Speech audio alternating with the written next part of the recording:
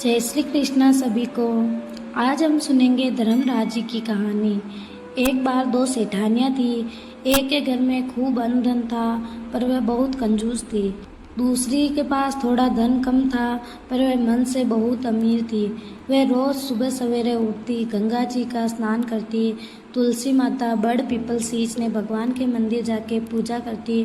धर्मराज जी सूरज भगवान की कहानी सुनती, भगवान के भोग लगाकर अतिथि को जिमाती, गाय कुत्ता के लिए घास निकालती थी और फिर खुद खाना खाती।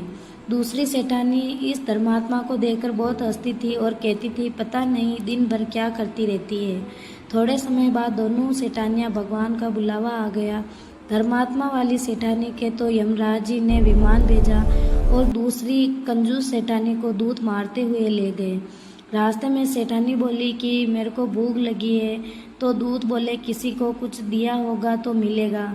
फिर बोली प्यास लगी, तो दूध बोले किसी को पानी पिलाया होगा तो मिलेगा।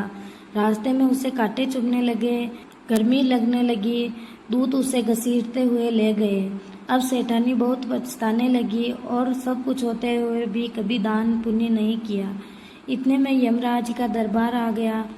धर्मात्मा बुढ़िया को भगवान के पास सिंहासन मिला और वह उस पर बैठी और उधर दूसरी तरफ कंजूस सेठानी को तड़पते हुए कुंड में डाल दिया। अब सेठानी यमराज से बोली, मुझे 1.25 पहर का जीवन दान दो, मैं वापस जाकर दंड भोग लूंगी। यमराज जी बोले ठीक है। सेठानी के शरीर में वापस प्राण डाल दिए। संसार में आते ही उस कंजूस सेठानी ने पंडितों को बुलाकर धर्मराज जी की कहानी सुनी और सब तरह से दान पुण्य किए।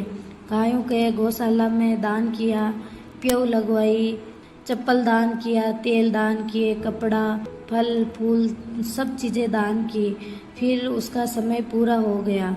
उसके बाद उसके विमान आया। 1.25 पहर के दान धर्म से सेठानी को स्वर्ग मिला। हे धर्मराज जी महाराज, जैसे आपने सेठानी पर कृपा करी वैसी सब पर करना।